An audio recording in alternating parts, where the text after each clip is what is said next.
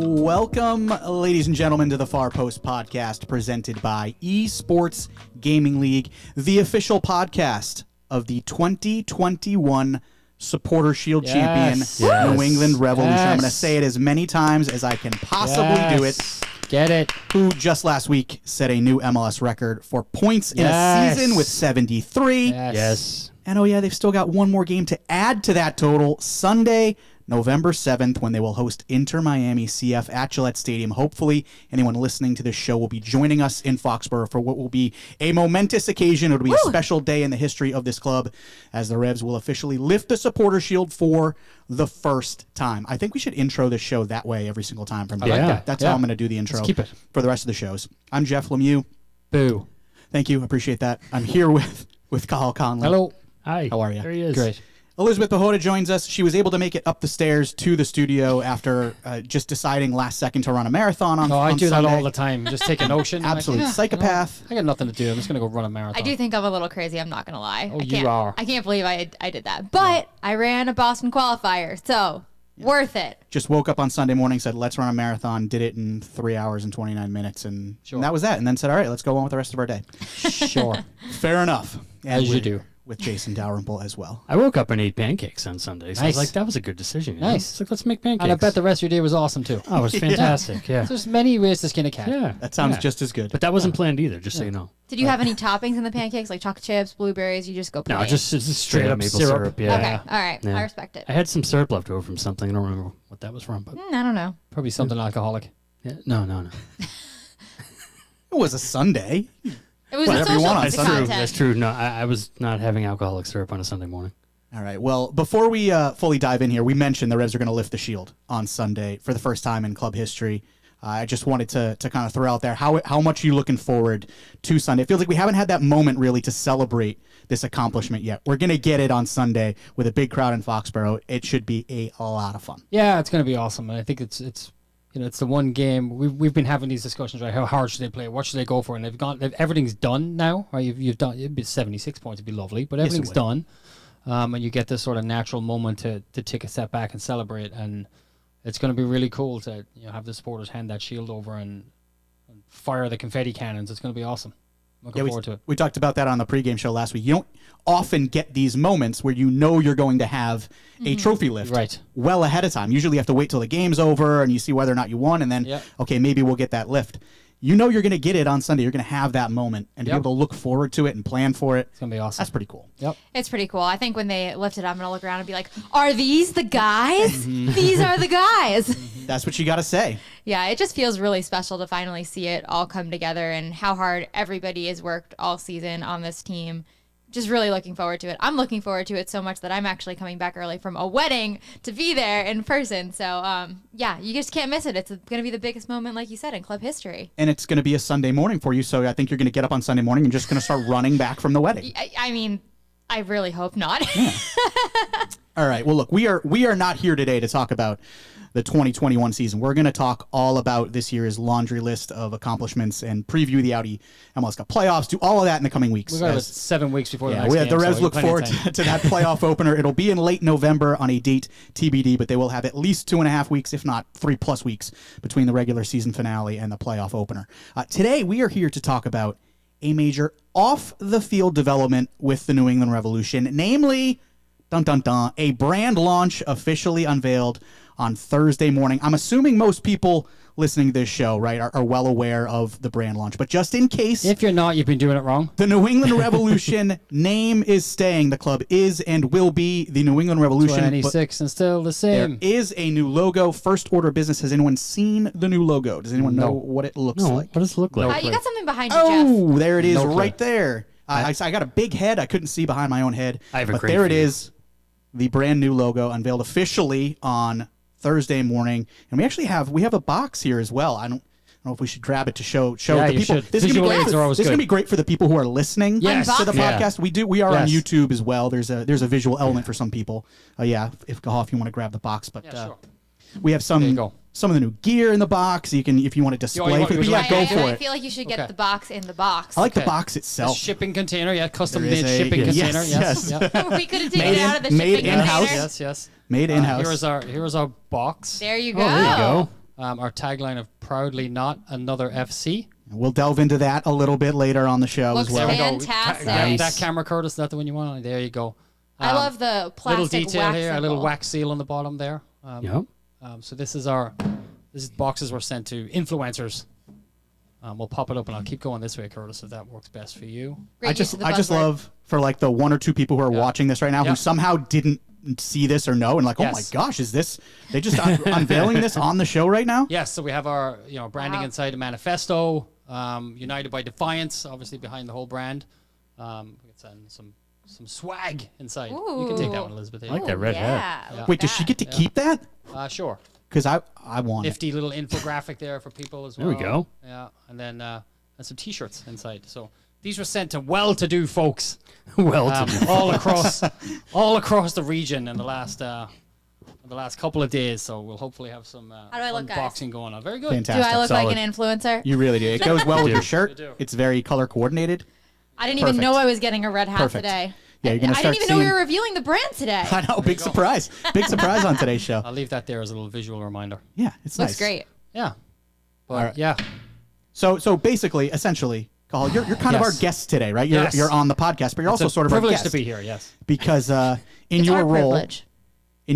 as vice president of marketing and community relations, emphasis on the marketing, obviously in this sense. In this instance, yes. You were very much at the center of this rebranding process. So you are the man providing a lot of the details to the public on this entire process. And Sure. I guess first of all, full disclosure, we're recording the day before the official launch to make sure we had the show out in time for the launch, but we are less than 24 hours away from this thing actually going public. So for you, you've been working on this thing for years at this point. Yep. What is that moment going to be like for you? What is it like right now knowing this is finally going to be unveiled on Thursday? Yeah, it's a little surreal, to be honest. We've spent the last couple of days doing almost sort of a media roadshow, right, and getting media ready for it, so they're armed with all the information. And we've gone from under no circumstances should anybody talk about the brand at all, ignore it, to now having to like dive into details and be ready to talk openly about all. It's been a little weird, but it's exciting. Like, it's very exciting. It's been a long process, and we spent a lot of time and energy on it to make sure we did it right. This is not our brand as the people who work here. It belongs to the club, it belongs to the fans, and it's our responsibility to make sure we get it right. And that's not to say everybody has to like it, but we wanted to make sure we got the process right. And we feel pretty good that we've spent close to 2.5 years on this process. It's probably been 4+ years for me internally since we started researching into this, but it's a 2.5 year journey that we feel very proud of, and we're happy where we've ended up. It's exciting. You mentioned it was funny. We had the door open to the studio as we were getting ready to record, and people kind of walking by saw the flag set up. People within the building, obviously, who know this is coming, and you can kind of see people's reactions. Like, is it okay that you have that up? Like, are you allowed to have that up? Yeah. Are you talking about it? What's happening? Because for so long, it really has been. Yeah. I mean, obviously, it's kind of been out there. There have been people who've kind of It's the seen worst the logo. kept secret in MLS. Yeah. But you also, it was supposed to be this thing that you weren't talking about, and then all of a sudden, yeah, within the past few days, it's like, all right, let's get out there and Yeah. talk about it. And you're like, is this okay? Yeah, it's been an adjustment for sure, but it's fun. Look, I think that the unfortunate part when the leak happened is that people see a picture with no context, right? So it's been nice to be able to start to layer the context in and explain the elements to people and explain what lies behind it, so it's not just the picture. And that's been nice to get to do finally, right? And see how people react to that. some of what people saw was old versions. Like that stuff was just that never didn't help. supposed to be Yeah, seen. that you stuff know? didn't help. Yeah, Yeah. that didn't help, but it's exciting. It's wild. Cathal, I know you talked about how this process has been years for you at this point.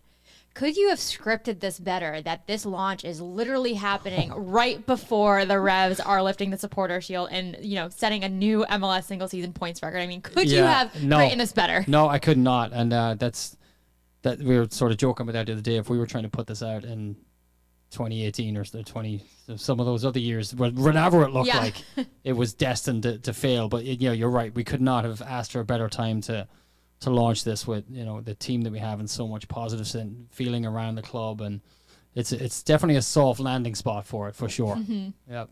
You mentioned the context is important, so I want to kind of layer in a lot of that context as we have the opportunity. But maybe this is going to be a really long answer, but kind of take me back to the start of this process. You mentioned it's been 2.5 years or so in terms of kind of an actual official process, but even longer than that in terms of kind of informal conversations. So take me back to when these conversations around a potential rebrand began happening, how that progressed to the point of, okay, we are rebranding, and now here is going to be the process to get ourselves to a point where we're announcing a rebrand. Yeah, it's probably about 4 to 5 years ago when we sort of said, okay, look, we've known for a while, right, that the logo needed some refresh and needed some updating, and we're the only original team that had not done something with our identity. So we've known that for a long time. And it was probably 4 to 5 years ago where we thought, okay, we should start at least laying the groundwork and laying the foundation for this, because, the first step is to pitch to ownership and say, we think we should do this, right? You need to build the argument to get ownership inside. So that was the first phase of the process, right? That's probably four or so years ago. And then when you really get serious to say it's time to flip the switch, that's, sort of fall of 2019 was when we're like, okay, we need to do this now. And that was when we thought about it. And look, Brian Bolalo, I think, is on the record as saying in the past that this would have been in hand with the stadium. That's what we always thought. And then sort of late 2019, when we took a step back and looked at the trajectory of the league and the sport, what were happening with our own club with plans for the training center, then Bruce Arena coming on board, and you start to see all this investment. It's like the one piece that needs to be given some attention is the brand, is the identity, and that's fall 2019 was when we decided, okay, it's go time, and let's put the foot to the floor here and get going on this thing. So that's when it got serious. And I do think several clubs have gone through a rebrand, several of them recently. And it seemed like one very public lesson that a lot of clubs learned was that fan involvement in this process is a massive part of it. So I want to kind of start there. As you started that process and you knew you were going to be going through the process of coming up with what this rebrand was going to look like. Yep. What kind of fan involvement did you have? How critical was fan involvement in the process for you? Just kind of what did it look like? It was crucial. And we were never going to do this without hearing from fans and having that voice at the sort of heart of the design process. So before we spoke to an agency, we conducted a series of focus groups in Boston. And they were presented by MLS. So the people who were invited by MLS to talk about professional soccer in New England. It wasn't a, hey, Revs fans, the Revs are designing a logo, come on down and help us. It was more general than that. It was more, we wanted people to come in ready to speak with their sort of unvarnished opinions on the club, and not just the logo, but the whole club, and give us their honest opinion and feel like they could speak freely without, worrying that, you're in person with people, they may not always, some of them don't care if they offend you when they're in person, but some people might not speak as freely. So we wanted to give them the sort of safety to say, look, you can speak freely. And the focus group consisted of 4 different types of fans. So we wanted to make sure that, again, a part of the whole process here is to try and reach, break through a little bit and, gain more resonance and relevance with that greater Boston sports market. So that each focus group consisted of 4 different types of fans. There was Revolution supporters, right? We all know who they are. Riders and Rebels, right? That core group. There was Revs fans. We'll call them people that come to games that sit elsewhere. And then general sports fans from the area that are fans of other teams but do like soccer, and then this soccer enthusiast who's a soccer fan, not a diehard purist, but is a soccer fan but has a local team. So that was the makeup of the 4 groups. And the questions were fairly, what do you like about, what resonates for you with New England, with Boston? What sort of attitude do you connect with? What do you think of the sports teams? What are like brands locally that you connect with? And what do you think about the Revs? So we were behind the glass. The first part was fine. It was all interesting. And it got to what do you think of the Revs? And that was brutal. We got a lot of honesty about who we were on and off the field. And it was tough to listen to. Brian Bilal was behind the glass, and more than once his head was called for as part of the process. So it was tough. But it was necessary, and it was a necessary part of the process to hear. So when we got through, what was wrong with us, then it was like, what's right with us? And right from the get-go was the name cannot change. We need to keep the name. We should not be an FC or an SC. We should not be Sporting or Real. We do not need that sort of name. Our name is correct. And what happened here a couple of 100 years ago really resonates with people, and it's an important part of their identity, and they're proud that the soccer club represents that. which is why this is on this box here, right? And that's for me, right? Go back 4 or 5 years ago, I would have been adamant that this name had to change. It's MLS 1.0. It has to go. It has to change. And I could not have been more wrong when we actually asked fans, again, diehard Revs fans and general sports fans, what they thought. That everyone, almost to a man, said the name cannot change. That has to stay. So that was the sort of grounding of the process. That, along with the logo, has to go. Those sort of went. The name's great, but the logo's not great, which affirmed what we had thought. But those two things together, that's what we brought to the agency and said, okay, here's our starting point. This is where we're starting. The name's not changing. Where do we go from here? Yeah, so to tell a little side story, I don't even know when it was. I don't know if it was 2, 3, 4 years ago. At some point really early in this process, when you were just kind of getting a feel for if this club was going to rebrand, should they rebrand, what would it look like? I sat with you in your office for 30, 45 minutes or so, and we just kind of talked through. You said, well, do you think that we should rebrand? If we do you think the name should change? What should the name change to? Should we change the colors? If we do, what should the colors change to?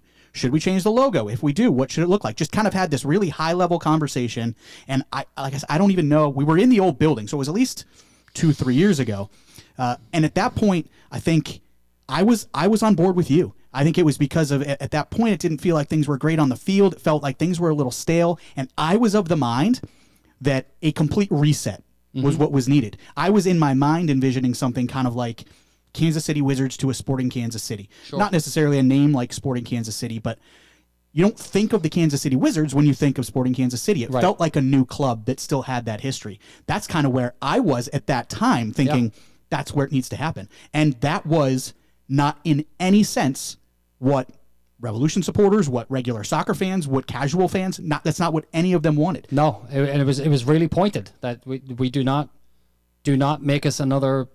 It shouldn't be Boston FC. That would have been easy, right? It would have been the easy thing to do. We're Boston Soccer Club or whatever you might be. That would have been the easy thing to do. But it was right from the get-go was our name is correct. And when we got our name in 1995, it was right. And then you start to lean into, well, what does that mean, right? And that's when you get into where to sort of build the design palette and what's behind that. But yeah, that was right from the get-go was an eye-opener. It was awesome. I mean, you've got proudly not another FC right on the front of the box. Yes. So it seems like you are leaning into that. Oh yeah. It's a major talking point. We're very proud of the fact that we did not just tack on an SC or an FC and call it a day, right? That would have been the easy way to fit into the global soccer world as well, right? FC Barcelona, Liverpool FC, right? And every single rebrand or new club expansion now seems to be an FC or an SC, and that would have been the easy step. And we probably wouldn't have taken a lot of criticism for it, but it doesn't mean anything to people. It was really evident from the get-go that our name is really, really important, and it has a lot of meaning behind it, and it has a lot of connection behind it already, and it would have been foolish to take that and throw it in the trash just because, right? And that was affirmed with one of our other colleagues from around the league a couple of months ago made a similar issue around the name and had to retract and sort of about face. You can't ask for anything more from the fan feedback you solicit when it overwhelmingly is in support of one of the pieces of your identity. It would be foolish to ignore that. I think it even means more too, because there was such harsh criticism on the club on and off the field that the name stuck. Sure. Because like you guys mentioned, it could have been easy to just hit a full reset and kind of pivot. But for people to have such mixed feelings and harsh reviews out of a good place, but still love that part of the identity, it just speaks to so much of how it needs to stay with the brand. Yeah, and I think now that we've ended up here, it's also sort of nice to say, like the Midnight Riders have their chant, right? 26 and still the same Revolution. That's their name. They'll be able to update that to 27 next year, right? Yep. And that's important. And we're very proud of the fact that we're a founding club from 1996. And yeah, the logo piece of this has changed. But at the most important piece to people was the team name, and that's consistent and that's staying. Well, and you said it was important to get input not just from diehard Revolution supporters, not just from MLS fans, from casual soccer fans, from all these different segments. And it sounds like that idea that Revolution needed to stay, that didn't come from a particular segment. That seemed like that was pretty consistent over all the groups that the name needed to stay. Yeah, across. I mean, high 90 percentile across every single one of the 4 different types of fan. It was that the name is the one piece that doesn't need to change. Don't touch it. Wow, that high across every percentile? Yeah. That's great. Overwhelmingly. Wow. Overwhelmingly, that was the feedback. We love statistics. And we're going to talk about the elements of the logo shortly, but once you decided upon the name New England Revolution Stays, was it pretty clear at that point that you were probably, you're talking with the agency and everything, was it pretty clear that it was going to kind of lean into the Americana aspect of it if Revolution stayed? Yeah, it was. And so we started to dig into sort of what does that mean? You know, what does that mean as a, you know, why do people connect to it? Why are people resonating with it? What does it mean? We started to dig into that. But yeah, and it's, you know, it may not immediately look similar to the current identity, the current logo, but that logo is an American flag for a reason, because, you know, the country was born out of the fight that happened here a couple hundred years ago. And this logo is inspired by the sort of sentiment that lay behind that, right? So it's the combination of the name and the sort of emotion that goes behind Revolution is what's behind this new identity. But yeah, we quickly, after the name, it quickly moved on to, we're not going to change the colors because the colors don't have to change, and it would be changed for change's sake, and the colors are actually good, so we're going to stay with the colors. And then you move on to, all right, how do we start to turn it into a visual? Yeah, and obviously the logo is the main part of it. That's what people are going to see. That's what the people most are going emotional to piece, grasp, right? Yeah. grasp onto. But it's also not the only piece. There's kind of a full branding around this logo. And I guess I don't want to get into, you know, too much marketing speak. I know you've had to probably do a lot of marketing speak over the past few days. But kind of what are the underlying themes? What are the messages driving the new branding that are kind of important to the club? Yeah. So the brand sort of message is this idea of being united by defiance. Right, and when we looked at revolution, what precedes a revolution is this idea of defiance, right? And positive defiance is the key term there, right? It's you know, wanting to make a change for the better, wanting to pick a fight that someone else can't pick for themselves, wanting to make the situation better for people. It's not about, you know, being destructive or obstinate or stubborn or contrarian. It's about the positive side of, you know, why did people in New England 200 years ago rise up, right? It's because of sort of fighting oppression that everyone was feeling from, you know, their rule at the time, and they fought back for a positive change. That's the spirit behind this whole brand platform, is this idea of, you know, we're going to stick up for people, and we're going to pick the right fight. We're going to be in the right side of history, and this idea of positive. We all think about, like, if you think about David Ortiz post Boston Marathon attack, right? And he, you know, this is our effing city, right? And when he said that, and that was how people needed to hear that and resonate, and that was positive defiance, right? It was, yeah, I'm not supposed to swear on a microphone. I didn't necessarily plan to, but this is the moment, and this is what people need, and this is what's going to happen. The FCC did not censor Nesson or the Red Sox for that, because even they were like, oh, you know, okay, we get it. It's that sort of spirit of picking the right fight and having that, because we can't call ourselves the revolution and then shy away from the fact that it was an uprising, right? And that's something we had to reckon with post January 6th, and there were real conversations, right? That the, you know, sort of terminology and bring the fight and all this idea of revolution and revolt means something different in the current climate, and we're not oblivious to that, but we feel we also can't run away from the fact that we're named after an uprising. But what were the reasons for it? And those reasons are positive, and that's what we're leaning into. And it does feel like a lot of that obviously goes back to the name Revolution and the actual American Revolution, but it has definitely, that is still a very uniquely New England characteristic. It's not like this is something that only resonates in 1776. Like, this is still very much in New England. This is how people act in this part of the country. For sure. And that's like that, you know, mass holes and everything else that people like, I'll call us, I've been here long enough, but like, yeah, there's a certain chip on our shoulder, and there's a certain sort of, yeah, okay, the documents were all signed in Philadelphia, and that, but you know, it wouldn't happen without us. We started the fight, right? And that sort of mentality is really alive today still, and people really connect with it. And that's that opinion and that sort of attitude is what needs to lie behind this. For us, Monday to Friday and Saturday, Sunday as employees of this club, like, we have to carry that through all our messaging and how we conduct ourselves too. It's not just about marketing speak and a logo on a wall. It's an actual, this whole process was an evolution of who we are as a club, not just what the logo looks like. How many different logos do you see before you land on an actual logo? In this process, we saw probably close to 20. Okay. and they were purposely, the agency like pushed us and said, okay, here's super modern, super abstract, and here's super muskety cannonball-y, right? It sort of ran the gamut, and we had to, evaluate a lot of them and go through the process of which resonates most to us. And, when we eventually tweaked and combined some things and got to where we ended up, we're pretty happy with, we checked a lot of the boxes based on the whole process. So I actually used to work for an advertising agency before I came here, and I think my agency side is just kind of wondering, what kind of feedback did you give them when they kind of gave you all these different spectrums? Because I know personally that you go through a lot of different edits before you get to the final logo. Yeah, sure. And I think like some of them, we had to strike a fine balance, right, between, yes, we need to progress the mark, and we need to show and be, demonstrate that we're moving forward and we're getting more modern and more progressive, but this is also, the feedback from, again, the fans was any new mark really has to pay respect to the heritage and the history and of the region. And it's important those elements are incorporated. So we couldn't get too abstract, because I'm always a believer, and we're going to go through an exercise of explaining the pieces of this. But if you have to spend a half an hour to explain it to people, you've missed it. Yep. It's not right. And if you need 10 different bullet points, you've missed it too.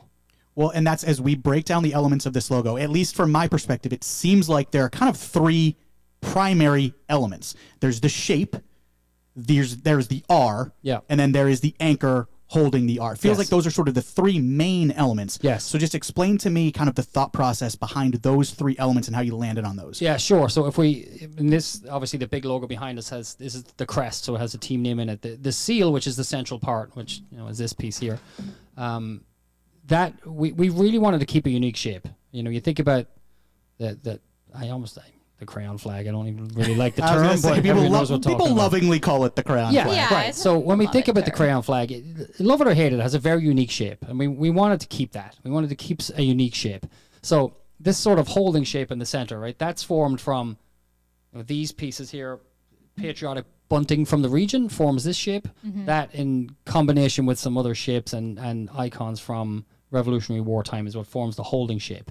The R in the center, that's like reference to, inspired by the Boston Tea Party, right? And the fonts that were on those boxes and fonts from the time is what makes the R. And then, the strike through going right, which is has become a little controversial, I guess, since the leaks have happened. But the strike through that's where the positive defiance comes into the mark. So the way to think about it is that our revolution, our brand is anchored in this idea of positive defiance, right? It's not canceling out the R. It is very much anchored in it and anchors it to the mark. So that's the speaking point around there.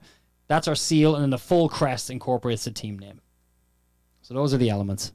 And leaning into the R, I mean, that does feel a little bit like Boston sports as well. I feel like you've got the Bruins are called everyone calls them the Bs. You've got the Red Sox logo is a B. Yeah. You've got the Cs. Like, how much consideration was that with, okay, well, we're going to focus in on the R and kind of make that the centerpiece of the logo? Yeah, certainly that we looked at the landscape as part of it, right? We looked at the other teams as part of the process. But when it came down to, what should that anchor or the main piece of the logo be? And when we decided early on that Revolution was the key piece, right? It's not necessarily, yes, that happened in New England, of course, and that's why we're still the New England Revolution, but so much of this is built on the sort of spirit and attitude that inspired that revolution, that's why it's an R in there versus an NE or anything else, right? It's an R for revolution because that's what we're built around, and it does fit nicely now when you think about the B's and C's, right? And how does it fit in and with the landscape? So we're happy. We're proud. And you mentioned the seal is the shape inside. Correct. And you've got New England Revolution 1996 outside. Correct. What's the difference in terms of where people are going to see those two different marks? So MLS, we're pretty insistent that the logo should have the team name in it. Probably a topic for a different show. They don't take that tack with every club. You can figure out which clubs don't have their team name in their logos. But it was they were insistent for us. And now look, we certainly don't dislike this. We think it looks really nice and will look really nice on a jersey with the crest around it. But that's our full crest as a team name. The seal without the team name, we will use a lot. We'll use a lot in sort of our internal use. We'll use it a lot in our own promotional marketing activities. And on hats. On hats, yeah, it looks really good on a hat. Yeah. We like the seal, we really do, and it's got that unique shape that's important. So. And I know there are also some kind of supplementary secondary logos. Like, where will people see those marks popping up? Yeah, I mean, you'll see anyone who's seen the launch video, or will see the launch video, you'll see those marks are alluded to. There's 6 other icons that will fill out the whole system. They won't launch fully until next year. We're going to give the logo a little bit of chance to have the spotlight itself. But there are 6 other marks. I'll make sure I remember them all now. But there's one that's inspired by the flag of New England, right? And it's important that flag is not going away. It's not part of the logo, and I know some fans will feel a little disappointed in that. There's a lot of attachment to that particular mark, and that's understandable. And when we asked people for iconography or for symbols from the time that resonated, the flag of New England, outside of our core diehard fans, it lacks a little bit of traction, right? It lacks a little bit of recognition still, and we didn't feel we could base, a mark that we really want to connect with everybody on that mark solely, but it's important. It's still part of our identity. So there's a reimagining of the flag of New England will stay a part of our identity. We have a really cool one based on the Freedom Trail. It's a Liberty mark. It's awesome. That's my favorite one. Mine personally. too. It's really cool. There's a fort, one defend a fort that's the shape of Fort Independence in Castle Island is one. We have one that's about the region, 6 states, 1 team, and then there's a Power of New England one, which is sort of an amalgamation of all of them. And then we have a Defiance one that features sort of cannonball crosses with cannons next to it. So those 6 icons will build out the system. Look, we don't want to do this again in 20 years, right? This is hopefully our identity for a long time. We needed to build a robust system. You will have seen a lot of it. Obviously, the fonts are not new to people. The striping system's not new to people.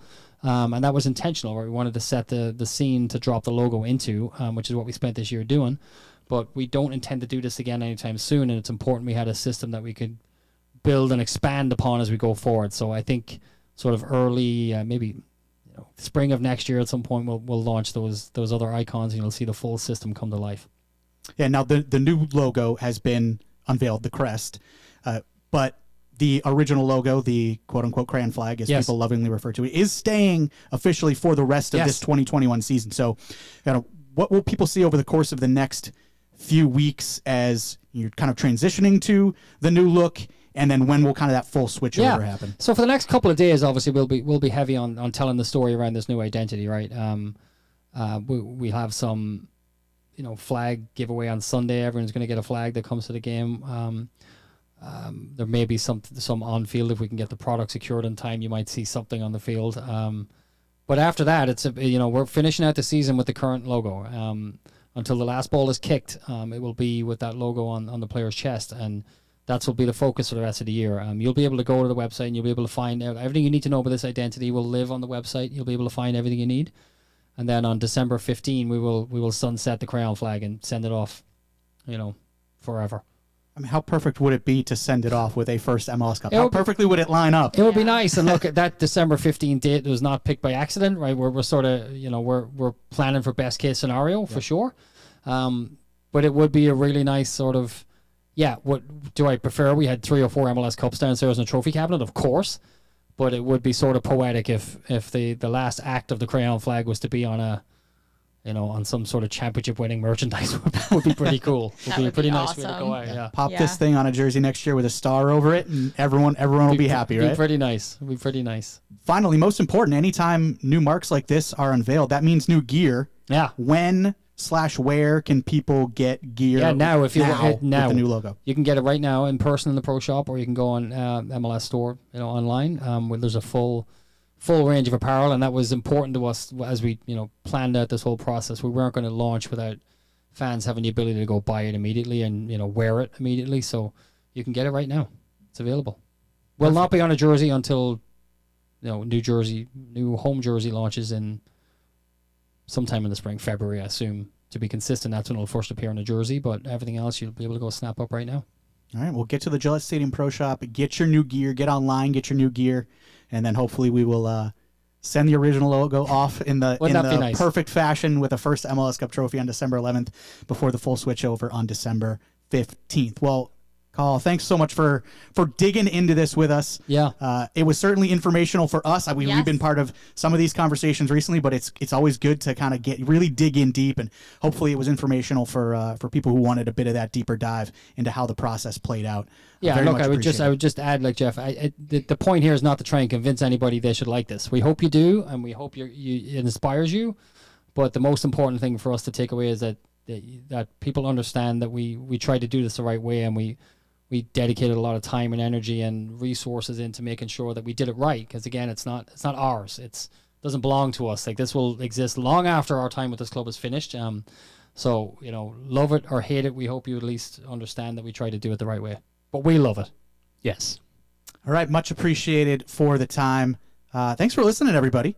Hopefully it was informational for you as well. If you got any questions, just tweet them straight at Cathal Conlon. Yeah, I'll be walking around on Sunday too. Feel free to tackle me. I'm happy to answer any questions. What's going to be your reaction if you see someone on Sunday in the new brand gear? There'll be lots of hugs given out, I think. Right? It's going to be a surreal moment to see people It'll walking around with a new logo. Yeah, it's been a long time coming. It's been a lot of blood, sweat, and tears, and it's been sort of a 4-year process. Has been a crazy sprint for the last few days to get it over the line. So it'll be a nice deep exhale and a lot of hugs. Well, let's hear. You're in the stretch run, That's right. the home run. And we love hugs. Everybody loves hugs. We do. All right. Well, we'll be back soon to talk about soccer. We'll preview the MLS Cup playoffs. Lord knows we have time. We'll do all of that over the course of the next few weeks as we look forward to the MLS Cup playoffs kicking off for the Revs, at least, in late November. We will see you then on the Far Post Podcast, presented by Esports Gaming League.